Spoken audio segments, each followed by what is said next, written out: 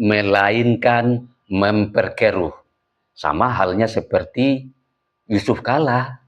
Atau apakah mereka punya hubungan? Saya tidak tahu.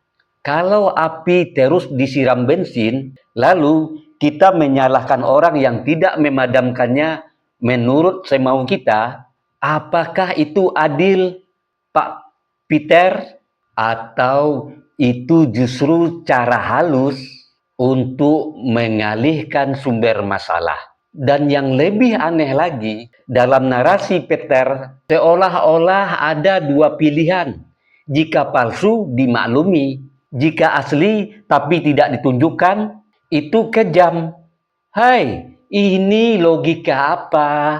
Jadi, kalau kita berbicara tentang kekejaman politik, maka yang kejam itu bukanlah diamnya seseorang. Yang kejam adalah membiarkan opini liar berkembang tanpa dasar. Dan akhirnya rakyat yang jadi korban.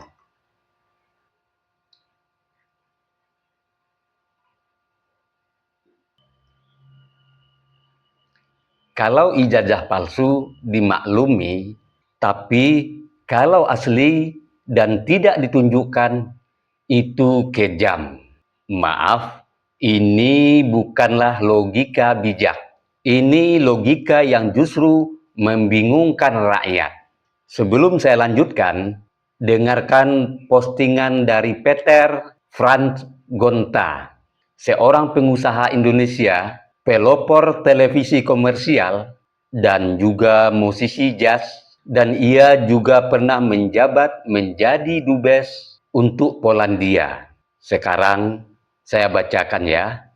Peter F. Gonta, 12 April pada jam 05:02. Ijazah Jokowi antara kebenaran dan kekejaman politik. Seandainya ijazah Presiden Joko Widodo itu memang palsu, saya masih bisa memahami jika beliau memilih untuk tidak menunjukkannya dalam situasi seperti itu. Manusia bisa bersikap defensif. Kita bahkan bisa memilih untuk memaafkan. Namun, justru yang jauh lebih sulit dipahami, bahkan terasa kejam adalah kemungkinan sebaliknya. Jika ijazah itu sebenarnya asli, sah, dan tidak bermasalah, lalu mengapa polemik ini dibiarkan berlarut-larut selama lebih dari 2,5 tahun? Mengapa rakyat dibiarkan terpecah, dipaksa berpikir dalam kebingungan, saling berhadapan, bahkan saling mencurigai satu sama lain di tengah situasi ekonomi yang penuh tekanan dan kesenjangan yang nyata?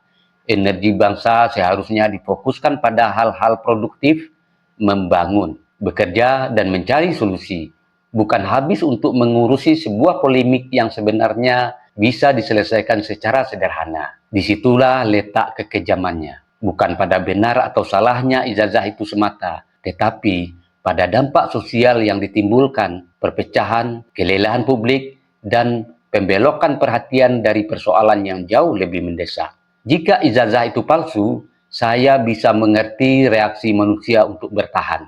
Namun, jika ijazah itu benar, dari polemik ini tetap dibiarkan, maka yang kita hadapi bukan sekedar persoalan fakta, melainkan sebuah pilihan politik yang mengorbankan ketenangan dan persatuan rakyat. Dan itu jauh lebih sulit untuk dimaafkan. Harusnya, seorang negarawan yang sudah 10 tahun berkuasa, diberikan kekuasaan oleh rakyat, tahu diri. Ada satu hal yang perlu kita luruskan dari pernyataan Peter ini. Maaf, saya bisa salah dalam penyebutan namanya karena tulisannya Peter. Apakah saya harus memanggilnya Peter atau Peter? Saya lanjutkan. Ada satu hal yang perlu kita luruskan tentang pernyataan Peter ini terhadap ijazah Pak Jokowi. Sekilas kalimatnya terdengar bijak, terdengar netral, bahkan seolah-olah membela akal sehat. Tapi justru disitulah letak masalahnya. Karena jika kita bedah pelan-pelan, narasi ini bukanlah mencerahkan, melainkan memperkeruh. Sama halnya seperti Yusuf Kala. Atau apakah mereka punya hubungan? Saya tidak tahu. Peter mengatakan, kalau ijazah itu palsu, masih bisa dimaklumi. Tapi kalau asli dan polemik ini dibiarkan, itu kejam. Mari kita tanya dengan jujur. Sejak kapan dugaan tanpa bukti bisa diposisikan setara dengan kebenaran? Dan sejak kapan fitnah yang berulang-ulang harus dilayani hanya karena terus digaungkan? Kalau setiap tuduhan harus dijawab dengan membuktikan diri, maka ke depan siapapun bisa menuduh apa saja. Lalu negara dipaksa untuk tunduk kepada framing. Ini bukanlah logika keadilan. Ini adalah logika preman. Dan di titik ini, logika seperti ini justru berbahaya. Karena seakan-akan menyalahkan korban karena tuduhan. Dan membebaskan pihak penuduh dari tanggung jawab pembuktian. Padahal ini berkali-kali saya sebutkan di video-video saya sebelumnya. Padahal prinsip dasar hukum yang menuduh dialah yang wajib membuktikan. Jangan kebolak-balik. Jangan otaknya terbolak-balik mau siapapun. Lalu soal mengapa dibiarkan berlarut-larut, kita juga harus jujur melihat kenyataan.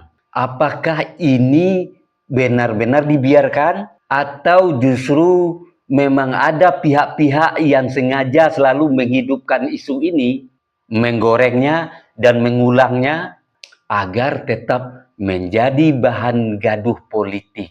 Kalau api terus disiram bensin, lalu kita menyalahkan orang yang tidak memadamkannya menurut semau kita, apakah itu adil, Pak Peter? Atau itu justru cara halus untuk mengalihkan sumber masalah? Dan yang lebih aneh lagi, dalam narasi Peter, seolah-olah ada dua pilihan. Jika palsu, dimaklumi. Jika asli, tapi tidak ditunjukkan, itu kejam. Ini logika apa? Dan di titik ini, kita harus berbicara apa adanya kepada Peter ini. Jangan hanya pandai merangkai kata yang kelihatan bijak itu, tapi justru membingungkan arah pikiran publik. Kalau ingin memang menenangkan bangsa, maka jangan ikut memperkuat narasi yang tidak mendasar. Disinilah pentingnya satu hal sederhana. Tahu diri. Tahu diri bahwa setiap ucapan tokoh publik punya dampak. Tahu diri bahwa bangsa ini tidak perlu spekulasi baru.